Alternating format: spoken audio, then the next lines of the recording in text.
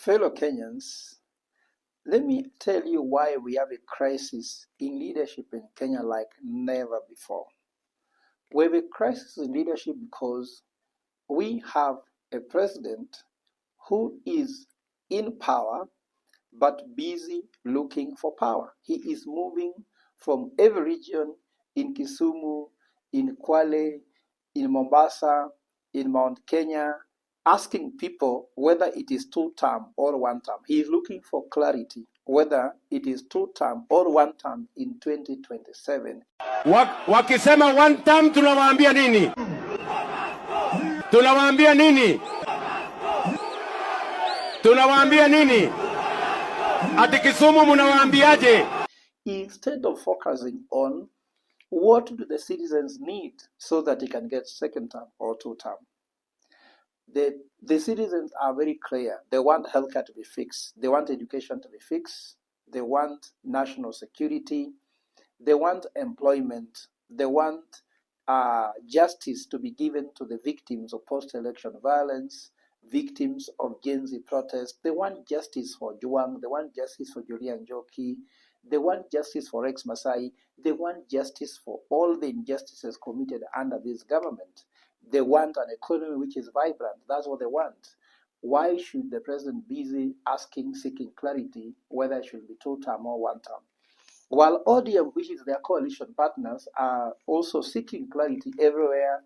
They go to Kisumu, they go to Kisii, they go to Nyamira, they were in Nairobi, they are in Mombasa, asking whether they should actually join Ruto or not, and demanding also that they should be given 50% of this.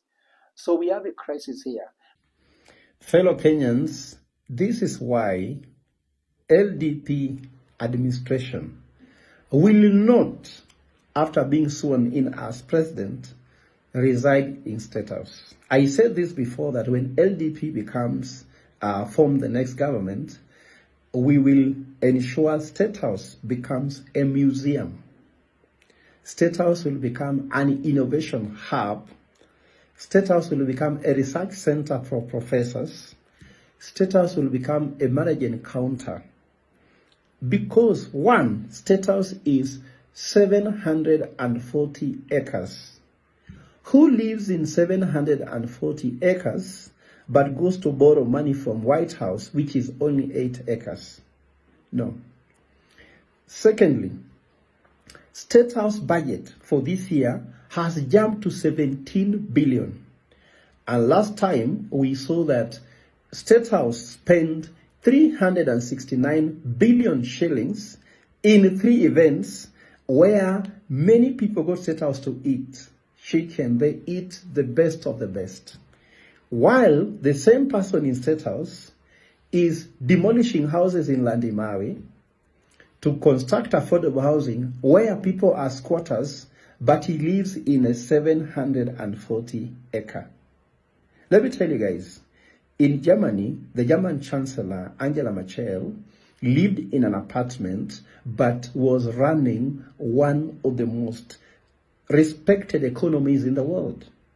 An economy that lends money to Kenya, that invests in Kenya. Even they invested in Kenya Pipeline, an economy that invests in Kenya Development Bank.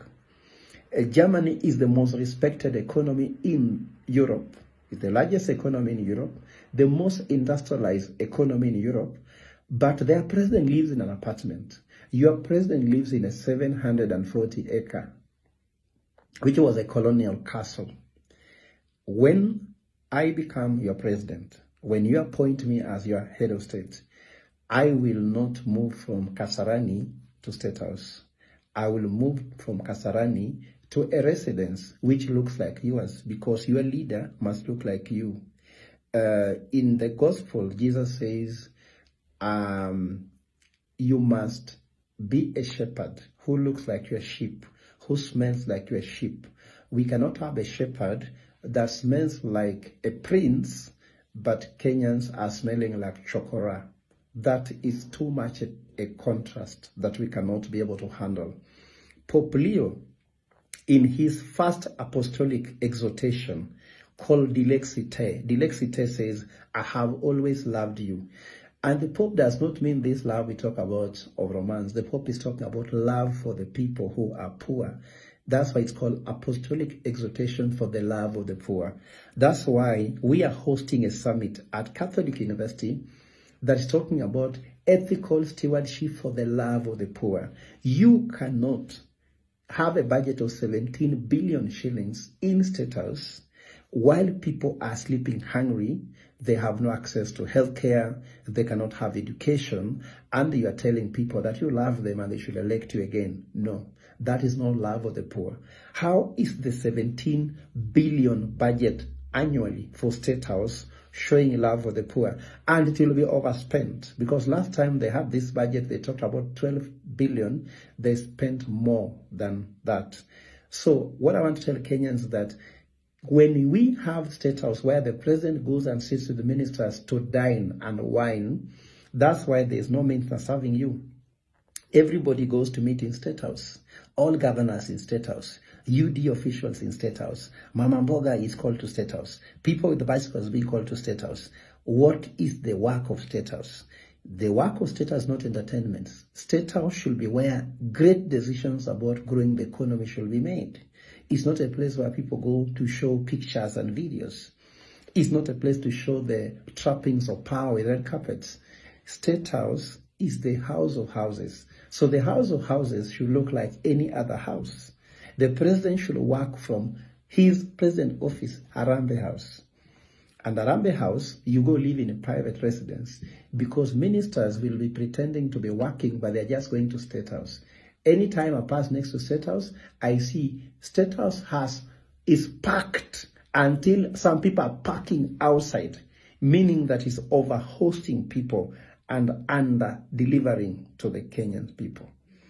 Mark my word, 17 billion, LDP government will cut that budget to below 4 billion.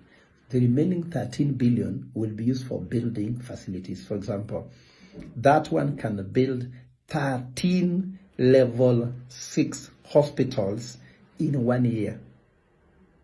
And if you do just 3 years, you'd have built level 6 hospitals throughout the country. Kenyans will have healthcare.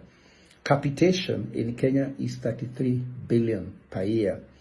So if you cut that, you already have 13 billion shillings that you only need 20 billion to pay capitation for children to go to school. Industrialization, youth.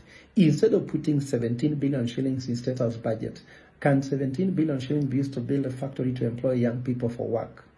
That's why LDP government is the government trust, because we have economic prototype called evolve. Kenya must evolve from cronyism to Solomonic economics. God bless you and God bless Kenya.